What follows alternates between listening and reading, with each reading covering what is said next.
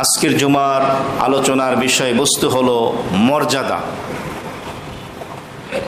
গোটা পৃথিবীর সমস্ত মুসলমানের ঈমান, আকীদা ও বিশ্বাস হলো কুল কায়নাতের সকল সৃষ্টিজীবের উপরে, সকল কিছুর উপরে সর্বশ্রেষ্ঠ মর্যাদা হলো মহান আল্লাহ রাব্বুল আলামিনের। আল্লাহ তাআলার মর্যাদা সবার উপরে। আল্লাহ তাআলার পরে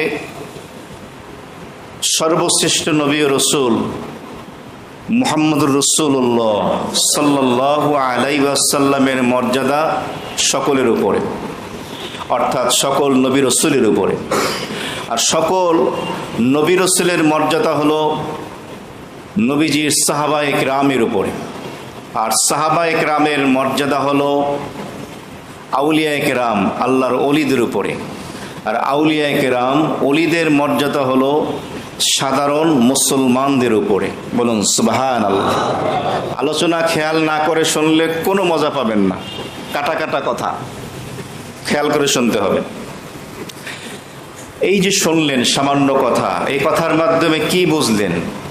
প্রত্যেকের মর্যাদা সমান না পার্থক্য আছে? ব্যবধান আছে কি নাই? ব্যবধান আছে। সুতরাং একজনের মর্যাদা আর একজনকে দেয়া যাবে না। আর এই আলোচনাগুলো ব্যাপকভাবে আলোচিত না হওয়ার কারণে আমরা বিভিন্ন রকমের বিভ্রান্তির ভিতরে পড়ি এবং বড় বড় গুনাহের ভিতরে আক্রান্ত হই, গুনাহের শিকার হই।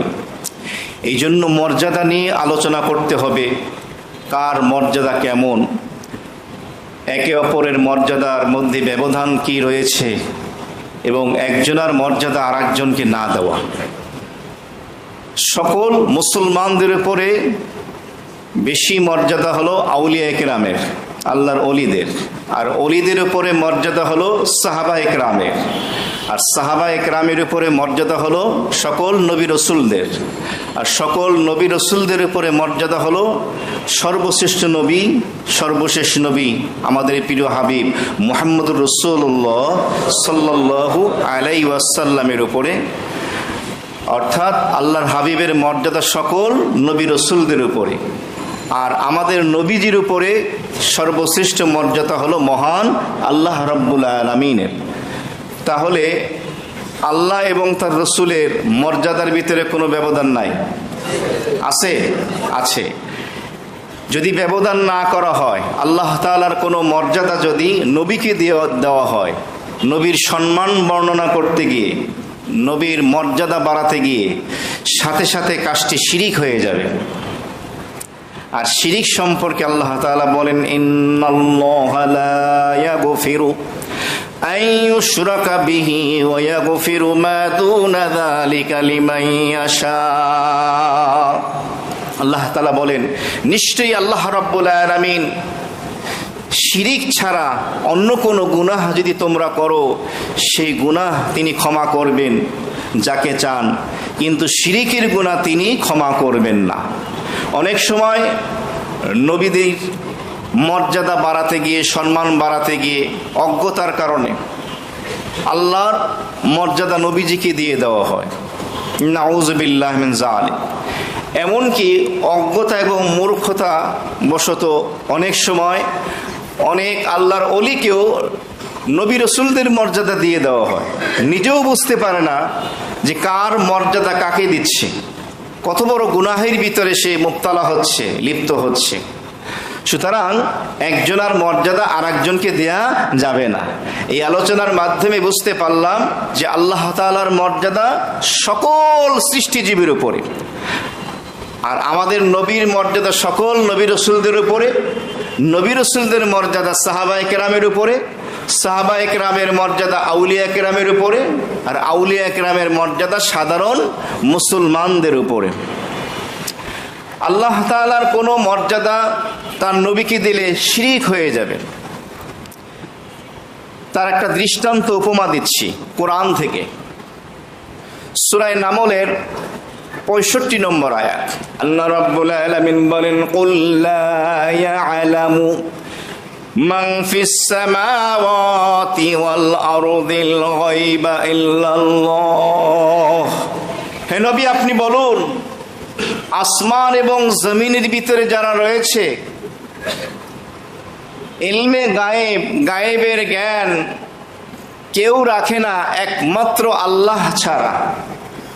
আল্লাহ তাআলা সূরা নামলের 65 নম্বর আয়াতে কারিমায় বলছেন যে ইলমে গায়েব, গায়েবের জ্ঞান রাখেন একজন, তিনি কে? আল্লাহ। আলিমুল গায়েব, অদৃশ্যের জ্ঞানী। এই জ্ঞানের, এই গুণের অধিকারী একমাত্র মহান আল্লাহ রাব্বুল আলামিন। এই যে সূরা নামলের 65 নম্বর আয়াতে কারিমে আল্লাহ তাআলা বললেন, হে নবী আপনি বলে দিন, ভূমণ্ডল এবং উপমণ্ডল, আসমান এবং জমিনের কেউ গায়েবের এলেম জানে না, রাখে না, ইল্লাল্লাহ, একমাত্র আল্লাহ ছাড়া। এই কথাটা সুস্পষ্ট না অস্পষ্ট? সুস্পষ্ট। একটি বিষয় মনে রাখবেন, কোরআনে কারিমের 114টি সূরার মধ্যে থেকে যে আয়াতে কারিমাগুলো রয়েছে গোটা কোরআনে কারিমের মধ্যে, সূরা ফাতিহা থেকে নিয়ে সূরা নাস পর্যন্ত, এর কিছু আয়াতে কারিমা হলো সুস্পষ্ট আর কিছু আয়াতে কারিমা হলো অস্পষ্ট। এর ব্যাখ্যা হলো, যেই আয়াতে কারিমা সুস্পষ্ট তার ব্যাখ্যার প্রয়োজন হয় না, আর যেই আয়াতে কারিমা হলো অস্পষ্ট তার ব্যাখ্যার প্রয়োজন হয়।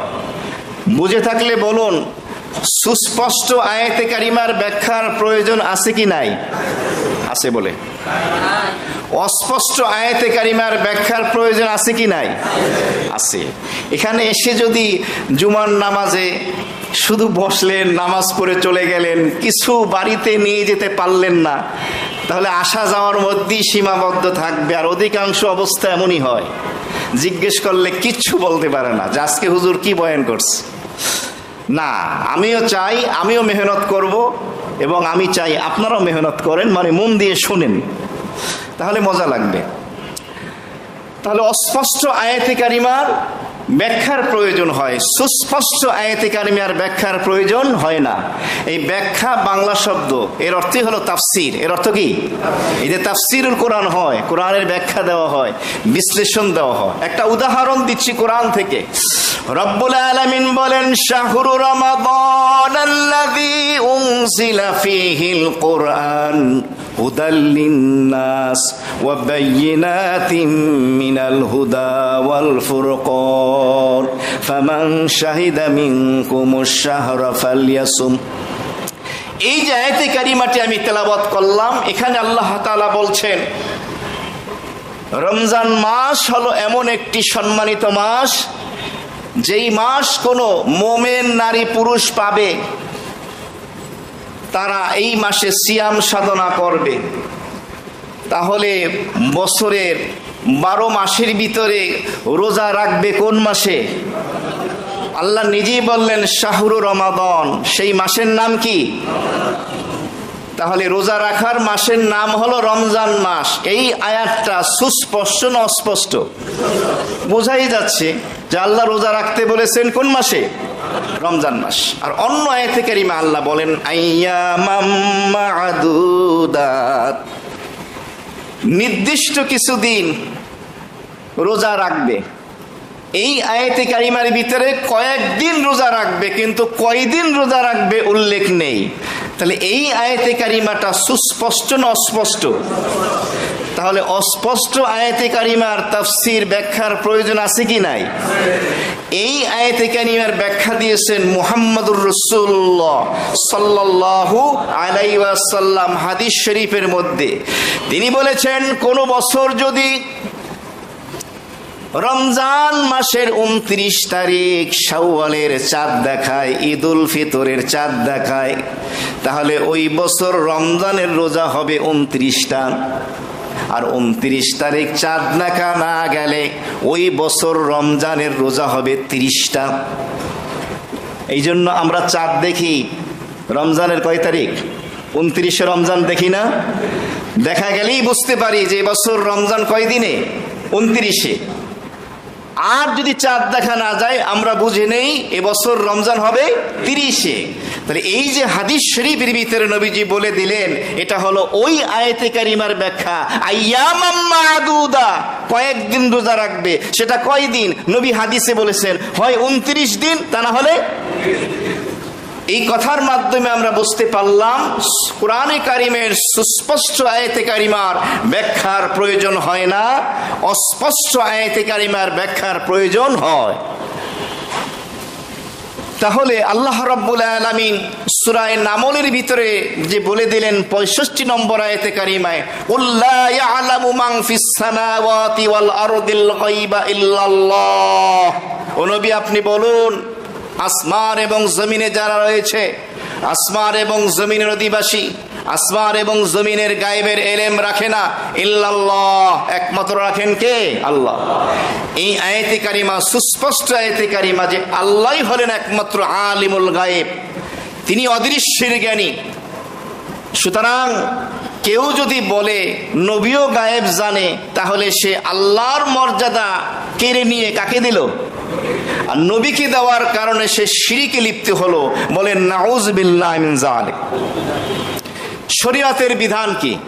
ইমাম আজম আবু হানিফা রাহমাতুল্লাহ আলাই, বিশ্বের বিখ্যাত যে 4টি মাযহাব, শাফি মাযহাব, হাম্বলি মাযহাব, মালিকি মাযহাব, হানাফি মাযহাব, হানাফি মাযহাবের প্রণেতা ইমাম আবু হানিফা রাহমাতুল্লাহ আলাই আমরা যার অনুসরণ করি, যিনি কোরআন এবং হাদিসকে গবেষণা করে রিসার্চ করে দিয়েছেন, তার প্রসিদ্ধ কিতাবের মধ্যে থেকে একটি কিতাবের নাম হলো আল ফিকহুল আকবর, আরবি ভাষায় লিখেছেন, যেটাকে সংক্ষেপে বলে ফিকহে আকবর।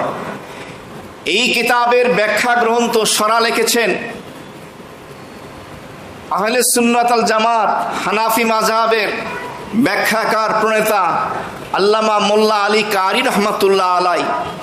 আর সেই ব্যাখ্যা গ্রন্থের নাম হলো শরহুল ফিকহিল আকবর, যাকে সংক্ষেপে বলা হয় শরহে ফিকহে আকবর।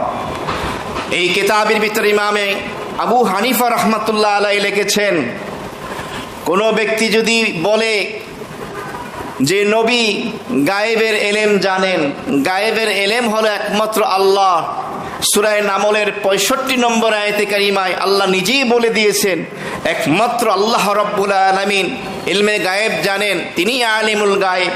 সুতরাং কেউ যদি ইলমে গায়েবের এই ইলম অন্য কারো জন্য সাব্যস্ত করে, তাহলে সে কোরআনকে অস্বীকার করলো।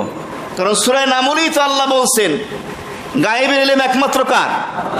তাহলে এটা এই গায়েবের ইলম অন্য কাউকে দেওয়ার অর্থ সে কোরআনকে অস্বীকার করলো। আর কোরআন যে অস্বীকার করলো সে বেঈমান হয়ে গেল, তার আর ঈমান নাই।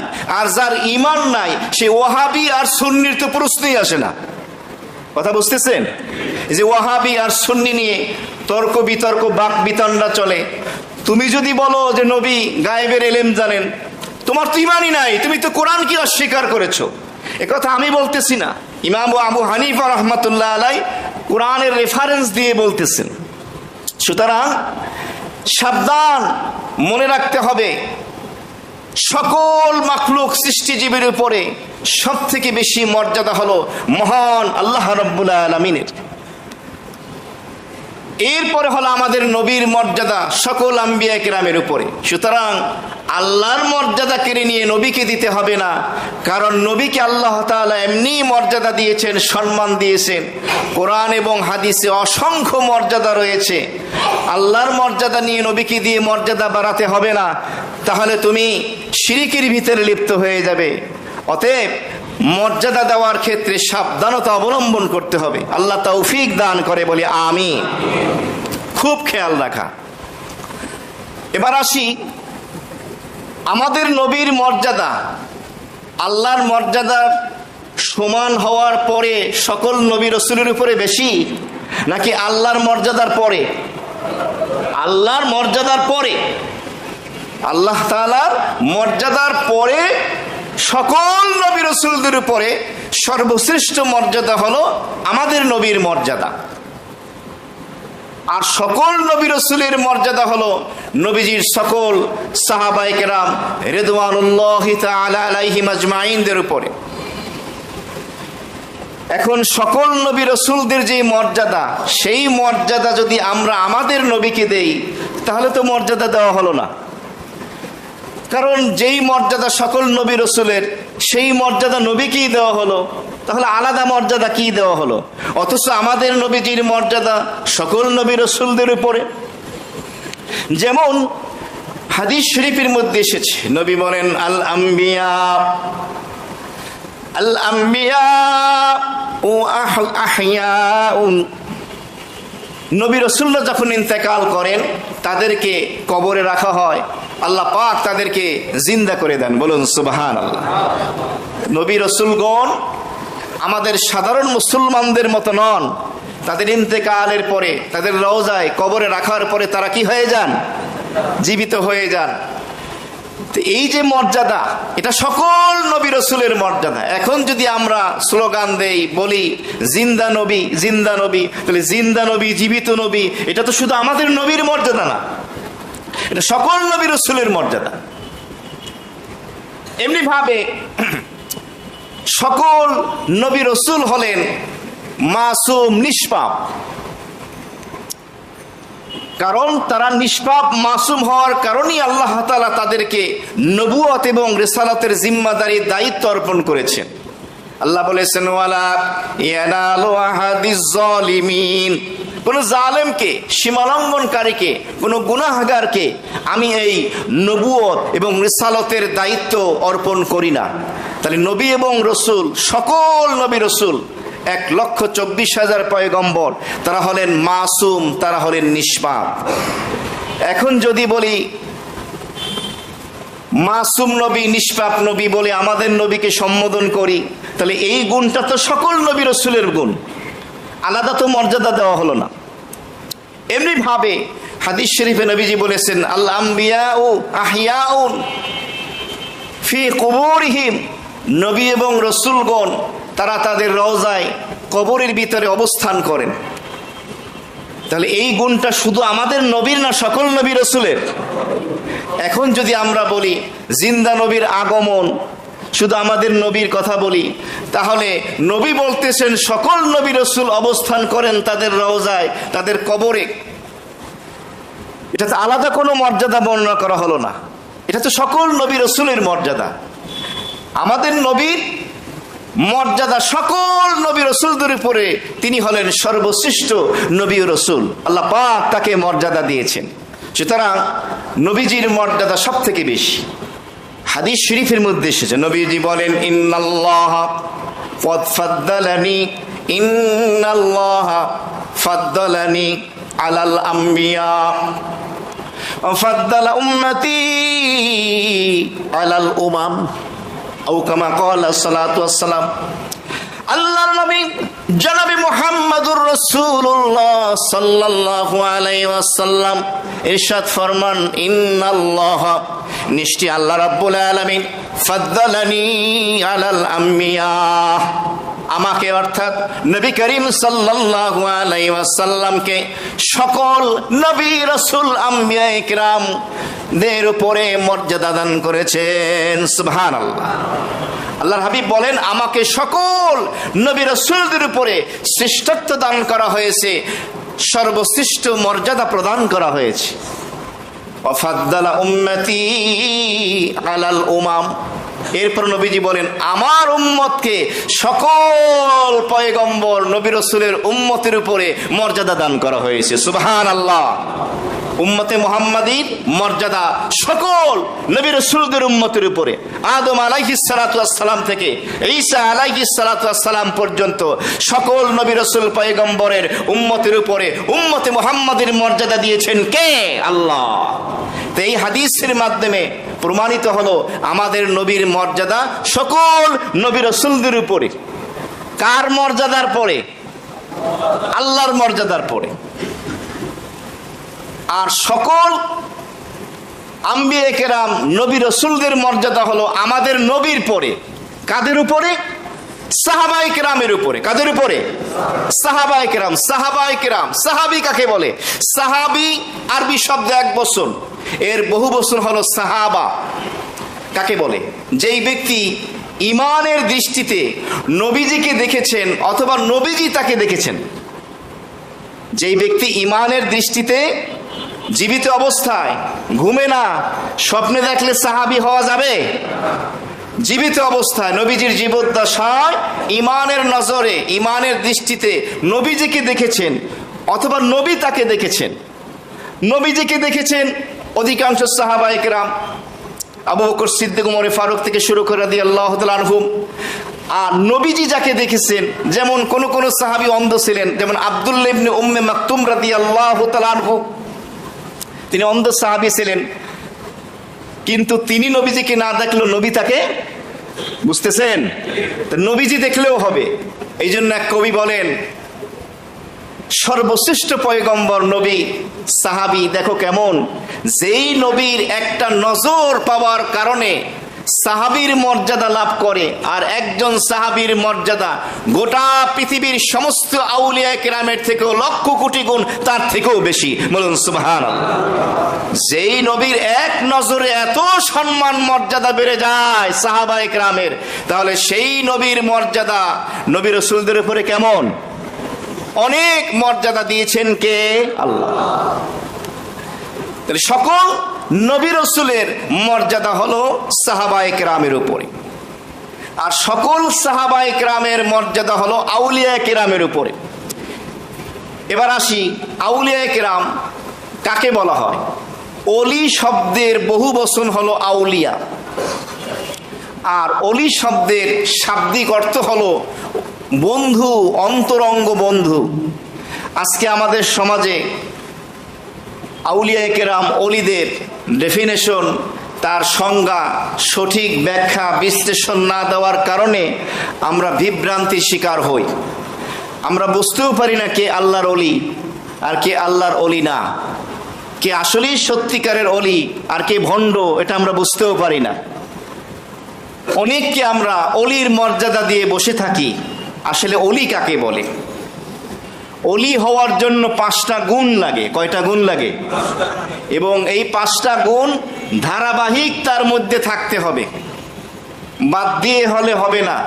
ধারাবাহিক 5টা গুণ যদি কেউ অর্জন করে তাহলে সে আল্লাহর অলি হয়ে যায়। আর আল্লাহ তাআলা তার অলিদের ব্যাপারে বলেছেন, আলা ইন্না আউলিয়া আল্লাহ ফালা খাউফুন আলাইহিম ওয়ালা হুম ইয়াহজানুন আল্লাযীনা আমানু ওয়া কানু ইয়াত্তাকুন। সাবধান, নিশ্চয়ই আল্লাহর অলি যারা হয় তাদের কোনো টেনশন থাকে না, দুশ্চিন্তা থাকে না, পেরেশানি থাকে না, দুনিয়াতেও না আখিরাতেও না। তাদের জীবন তো আল্লাহমুখী, মাওলামুখী থাকে। তারা হলো ঈমানওয়ালা, কারণ তারা তো আল্লাহকে ভয় করে। বুঝে থাকলে বলুন, আল্লাহর অলি হওয়ার জন্য ধারাবাহিক কয়টা গুণ অর্জন করতে হবে?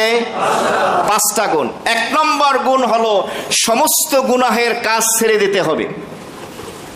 একটা গুনাহ যদি সে করে তাহলে সে আল্লাহর অলি হতে পারবে না।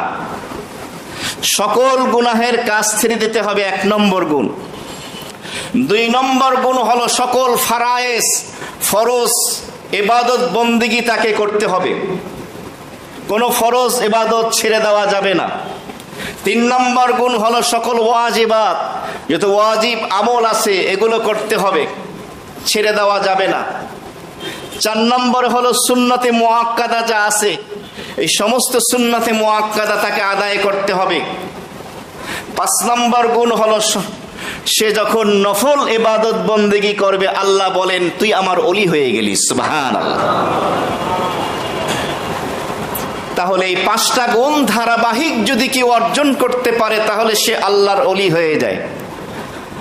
প্রথম 4টা গুণ অর্জন করলো, 5ম নম্বরের গুণ নফল ইবাদত করলো না, আল্লাহর অলি হতে পারবে না।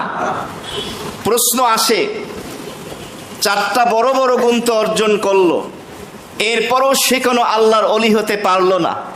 তো এই প্রশ্নের উত্তর হলো, প্রথম 4টা গুণ সে অর্জন করেছে নিজের স্বার্থে, এটার সুফল পাওয়ার জন্য, যার কারণে সে বেনিফিট পাবে না, দুনিয়াতে আখিরাতে পাবে, সে আল্লাহর অলি হতে পারবে না।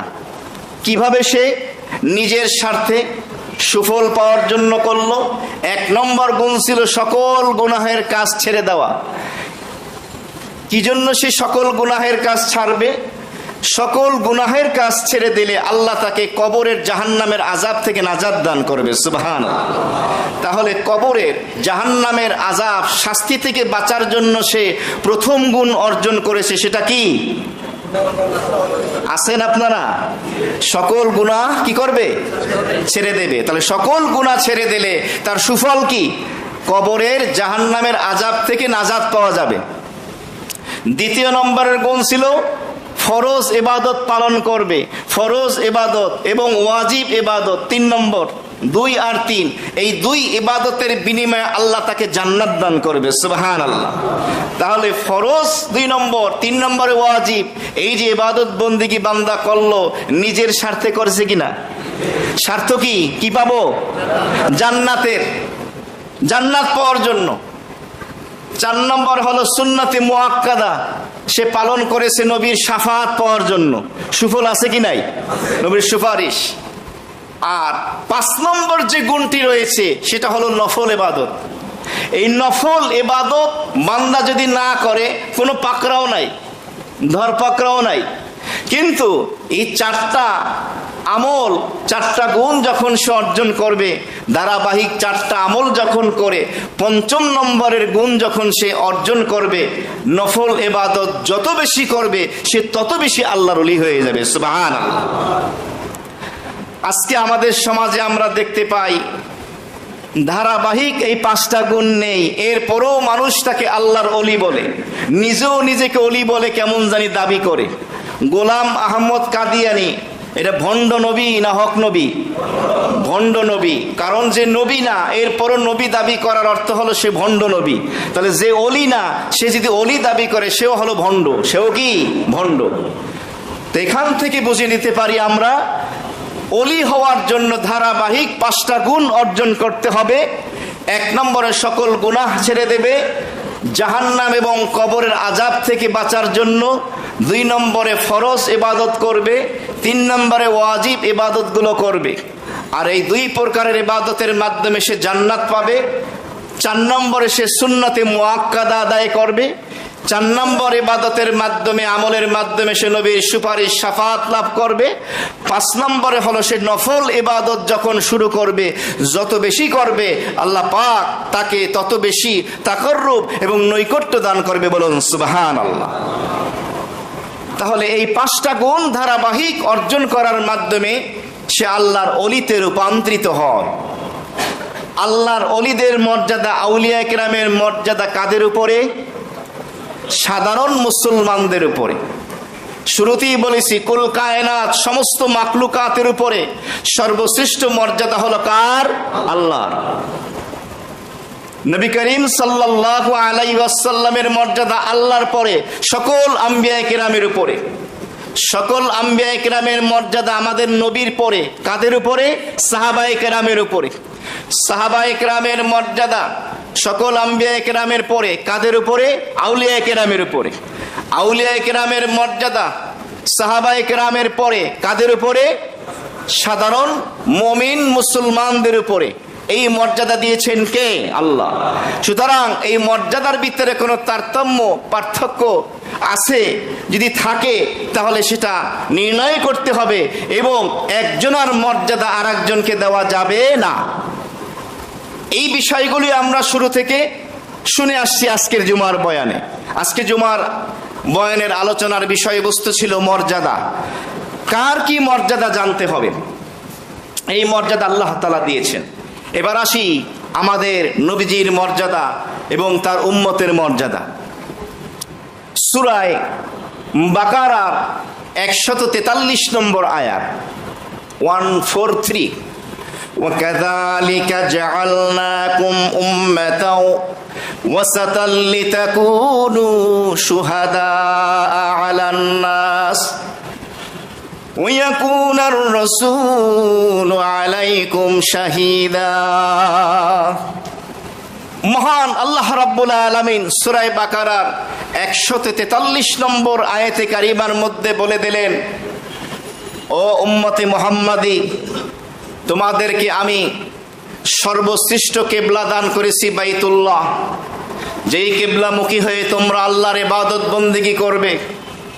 তোমাদেরকে আমি উম্মতে ওয়াসাতা, মধ্যমপন্থী উম্মত বানিয়েছি, তোমাদেরকে সর্বশ্রেষ্ঠ উম্মত বানিয়েছি, তোমাদেরকে সকল নবীর উম্মতের উপরে মর্যাদা প্রদান করেছি।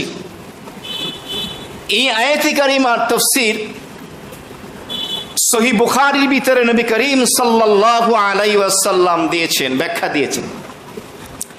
শুরুতেই আমরা শুনেছি কোরআনে কারিমের অস্পষ্ট আয়াতে কারিমার ব্যাখ্যার প্রয়োজন হয়, সুস্পষ্ট আয়াতে কারিমার ব্যাখ্যার প্রয়োজন হয় না। কোরআনে কারিমের আয়াতে কারিমার উপমার মাধ্যমে সেটা আমরা জানতে পেরেছি। সময় স্বল্পতার কারণে সংক্ষেপে বলছি। সূরা বাকারার 143 নম্বর আয়াতে কারিমায় যে আল্লাহ তাআলা উম্মতে মুহাম্মাদিকে সকল উম্মতের উপরে সর্বশ্রেষ্ঠ মর্যাদা প্রদান করেছেন, তার ব্যাখ্যা কি? সহিহ বুখারীর হাদিসের ভিতরে আল্লাহর হাবিব ইরশাদ ফরমান, কাল কিয়ামতের ময়দানে হযরত নূহ আলাইহিস সালাতু ওয়াস সালামের ওই সকল উম্মত যারা বেঈমান ছিল, তার দাওয়াতে, তার ডাকে সাড়া দেয়নি, বেঈমান হয়ে দুনিয়া থেকে বিদায় নিয়েছে, তাদেরকে ডেকে বলবেন, তোমরা বেঈমান হয়ে কেন পৃথিবীতে আসলা? ঈমান নিয়ে কেন আসলা না? তোমাদের কাছে কি আমার পক্ষ থেকে কোনো হাদি, পথ প্রদর্শনকারী, হেদায়েতকারী তোমাদের কাছে কি কেউ যায়নি দাওয়াত নিয়ে? তখন নূহ আলাইহিস সালামের ওই বেঈমান উম্মতরা বলবে যে, আল্লাহ, আমাদের কাছে তো কেউ আসে নাই। সত্য বলতেছে না মিথ্যা? অথচ নূহ আলাইহিস সালাতু ওয়াস সালাম 950 বছর তিনি এই দ্বীনের, এই দাওয়াতের কাজ করেছেন। বলুন সুবহানাল্লাহ। মাত্র 40 জন লোক তার দাওয়াতে সাড়া দিয়েছেন। কয়জন? আমরা দাওয়াত দেই, ওয়াজ করি, মাহফিল করি, কেউ যদি মুসলমান না হয়, কেউ যদি দাওয়াতে সাড়া না দেয়, আমরা নৈরাশ হয়ে যাই না? আপনার দাওয়াতে মুসলমান হয়েছে বা সাড়া দিয়েছে, এটা আপনার দেখার বিষয় না। আপনার হলো কাজ করে যাওয়া। ফলাফল দেবেন কে? আল্লাহ। আপনি কাজ করে যাবেন, আমি কাজ করে যাব, আমার জায়গা থেকে, আপনার জায়গা থেকে। আমি ফলাফল, রেজাল্ট আল্লাহ রাব্বুল ইজ্জাতের কাছ থেকে আমি নিয়ে নেব। বাকি আল্লাহ পাক যদি দেন আলহামদুলিল্লাহ, না দিলেও আলহামদুলিল্লাহ, যে অবস্থা আল্লাহ পাক রাখেন। মহান আল্লাহ রাব্বুল আলামিন নূহ আলাইহিস সালাতু ওয়াস সালামের কাছে ওহী পাঠিয়ে জানিয়ে দিলেন, নূহ, আমি তো আলিমুল গায়েব, তুমি তো ইলমে গায়েবের জ্ঞান রাখো না, আমি তো গায়েবের ইলম রাখি। তোমার উম্মতের ভিতরে আর কেউ ইসলাম কবুল করবে না, তোমার দাওয়াতে, তোমার ডাকে সাড়া দেবে না। সুতরাং তুমি যে দাওয়াতের কাজ করছো, দায়িত্ব জিম্মাদারি পালন করছো, কিন্তু কেউ তো সাড়া দেবে না। নূহ আলাইহিস সালাতু ওয়াস সালাম আল্লাহ রাব্বুল আলামিনের কাছে বলেছিলেন, ওয়াকালা নূহ, নূহ আলাইহিস সালাম বলেছেন, রব্বি লা তাযার আলাল আরদি মিনাল কাফিরিনা দাইয়ারা। আয় আল্লাহ, এই যে কাফের এবং মুশরিক, অমুসলিম যারা রয়েছে, এদের পিছনে সকাল বিকাল সন্ধ্যা প্রতিটি মুহূর্ত আমি মেহনত করতেছি, পরিশ্রম করতেছি, আপনার দাওয়াত, আপনার পয়গাম পৌঁছে দিচ্ছি, এরপরেও তারা ডাকে সাড়া দেয় না। আপনি কোনো কাফেরকে, কোনো অমুসলিমকে আপনি আপনার এই জমিনে আপনি একাকী ছেড়ে দেবেন না। যদি আপনি ছেড়ে দেন, অন্যান্য যারা রয়েছে তাদেরকে তারা গোমরাহ পথভ্রষ্ট করে দিবে। আল্লাহ রাব্বুল আলামিন দোয়া কবুল করলেন। নূহ আলাইহিস সালামকে বললেন, একটা কিস্তি বানাও, একটা জাহাজ বানাও, ওই জাহাজে তোমার উপরে যারা ঈমান এনেছে তাদেরকে, তোমার সঙ্গী সাথী যারা ঈমানদার তাদেরকে, এবং পশু পাখি যারা আছে তাদেরকে উঠিয়ে নাও, কারণ এমন এক ঝড় আসবে, সেই প্লাবন, সেই ঝড়ের আযাবে আমি ওই কাফের অমুসলিমদেরকে ধ্বংস করে দেব। তেমনই হলো। তখন ওই যে কিয়ামতের ময়দানে নূহ আলাইহিস সালামের যে বেঈমান যারা উম্মত ছিল, তাদেরকে যখন বলা হবে যে তোমরা কেন ঈমান আনলে না, তোমাদের কাছে কি কোনো পথ প্রদর্শনকারী যায় নাই? তখন তারা অস্বীকার করবে। নূহ আলাইহিস সালাম বলবে যে, না আল্লাহ, আমি তো গিয়েছি, তাদেরকে দাওয়াত দিয়েছি। উম্মত অস্বীকার করবে, নূহ আলাইহিস সালাম বলবে আমি দাওয়াত দিয়েছি। তখন আল্লাহ তাআলা বলবেন নূহ আলাইহিস সালামকে যে আপনার সাক্ষী কি, সাক্ষী দেন। আল বাইয়িনাতু আলাল মুদ্দাই ওয়াল ইয়ামিনু আলা মা আনকারা, যে বাদী হয় তার প্রমাণ দিতে হয়, আর যে বিবাদী যে সে তার কসম খাইতে হয় যে অস্বীকার করে। এটা হলো শরীয়তের বিধান। আল্লাহ তাআলা নূহ আলাইহিস সালামকে বলবেন প্রমাণ দাও, তোমার প্রমাণ কি? নূহ আলাইহিস সালাম তখন বলবেন আমার প্রমাণ হলো সর্বশেষ সর্বশ্রেষ্ঠ পয়গম্বর মুহাম্মদুর রাসূলুল্লাহ সাল্লাল্লাহু আলাইহি ওয়াসাল্লাম এবং তার উম্মত। বলুন সুবহানাল্লাহ। এই সূরা বাকারা 143 নম্বর আয়াতে কারিমার ভিতরে আল্লাহ তাআলা এই মর্যাদা দিয়েছেন উম্মতে মুহাম্মাদীকে। ওয়া কাযালিকা জাআলনাকুম উম্মাতাও ওয়াসাতাল লিতাকুনু শুহাদা আলান নাস ওয়া ইয়াকুনার রাসূলু আলাইকুম শাহীদা। তখন মুহাম্মদ সাল্লাল্লাহু আলাইহি ওয়াসাল্লামের উম্মত সাক্ষ্য দেবে। আমরা কোরআনে কারীমের ভিতরে পেয়েছি নূহ আলাইহিস সালাতু ওয়াস সালাম তার কওমকে, তার জাতিকে দ্বীনের দাওয়াত দিয়েছিলেন। উলামায়ে কেরাম আমাদেরকে সেই আলোচনা তেলাওয়াত করে, তাফসীর করে, ওয়াজ মাহফিল বয়ানের মাধ্যমে শুনিয়েছেন। আমরা জানি কি না? তখন আমরা সাক্ষ্য দেব। সুতরাং আল্লাহ রাব্বুল আলামিন সর্বশ্রেষ্ঠ কিবলা দান করে যেমন আমাদের মর্যাদা দান করেছেন, তেমনি ভাবে নূহ আলাইহিস সালামের পক্ষে সাক্ষী দিয়েও উম্মতে মুহাম্মাদীকে সকল পয়গম্বরের উম্মতের উপরে মর্যাদা দান করেছেন। বলুন সুবহানাল্লাহ। এই জন্য নবী বলেছেন ইন্নাল্লাহা ফাদ্দালানি আলাল আম্বিয়া, নিশ্চয় আল্লাহ তাআলা সকল নবী রাসূলের উপর আমাকে মর্যাদা দিয়েছেন। ও ফাদ্দালা উম্মতি আলাল উমাম, আমার উম্মতকে সকল নবী রাসূলদের উম্মতের উপরে শ্রেষ্ঠত্ব এবং মর্যাদা দান করেছেন। মুহতারাম হাজিরিন, আজকের যে জুমার আলোচনার মূল বিষয়বস্তু ছিল সেটি হলো মর্যাদা। সর্বশেষ 1 মিনিটে বলে দিচ্ছি, সকল সৃষ্টিজীবের উপরে, কল কায়নাতের উপরে, সকলের উপরে, সকল মুসলমান ইমানদার সকলের ইমান, আকীদা, বিশ্বাস, দাবি হলো এটাই যে সকলের উপরে মর্যাদা হলো কার? আল্লাহ রাব্বুল ইজ্জাতের। আর আল্লাহ তাআলার পরে সর্বশ্রেষ্ঠ মর্যাদা হলো সর্বশ্রেষ্ঠ নবী ও রাসূল মুহাম্মদুর রাসূলুল্লাহ সাল্লাল্লাহু আলাইহি সাল্লামের মর্যাদা সকল নবী রাসূলদের উপরে।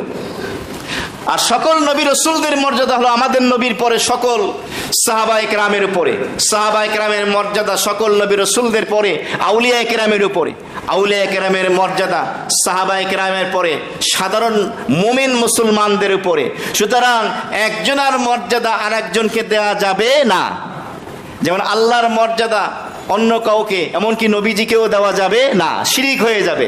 সুতরাং এই ক্ষেত্রে আমাদের জ্ঞান থাকতে হবে, সতর্ক থাকতে হবে, জোশের সাথে হুঁশ রাখতে হবে। জোশের নাম ইসলাম নয়, হুঁশের নাম ইসলাম।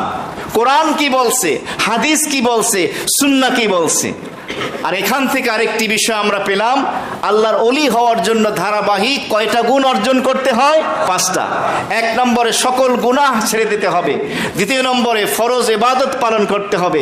3 নম্বরে ওয়াজিব আমলগুলো করতে হবে। ওয়াজিব আমল যেমন উদাহরণস্বরূপ বেতের নামাজ কি ওয়াজিব, ঈদুল ফিতর, ঈদুল আজহার নামাজ কি, দাড়ি 1 মুষ্টি রাখা কি পুরুষের জন্য ওয়াজিব, এগুলো করতে হবে।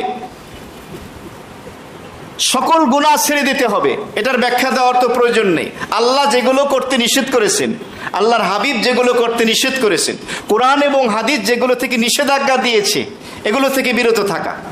আর সকল ফরজ, ফরজ ইবাদত দৈনিক 5 ওয়াক্ত ফরজ সালাত, সপ্তাহে জুমা এটাও ফরজ, জুমার সালাত, জীবনে হজ 1 বার ফরজ, যাকাত ফরজ হলে বছরে 1 বার, বছরে 1 বার রমজান মাসে রোজা রাখা ফরজ। তাহলে ফরজ ইবাদতগুলো করা। ওয়াজিব তো বলে দিলাম, সুন্নতে মুআক্কাদা যে আমলগুলো আছে এগুলো করতে হবে। এই 4টা কাজ ধারাবাহিক করা।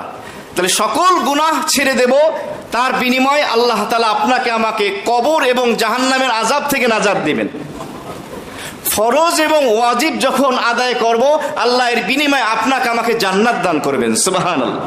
সুন্নতে মুআক্কাদা যখন আদায় করব 4 নম্বরে, তখন আপনার আমার আল্লাহর হাবিবের সুপারিশ শাফাত নসিব হয়ে যাবে। এই চারটা কাজ করলে কি আল্লাহর ওলি হয়ে যাব? না। এই চারটা কাজ ধারাবাহিক করার পরে পঞ্চম কাজ, যখন আমরা নফল ইবাদত বেশি বেশি করব, তত বেশি আল্লাহর ওলি হওয়ার মর্যাদা লাভ করব। সুবহানাল্লাহ। আল্লাহ আমাদের বোঝার এবং আমলের তৌফিক দান করে। ও আখির কবর জমা 4 রাকাত পড়ে নি।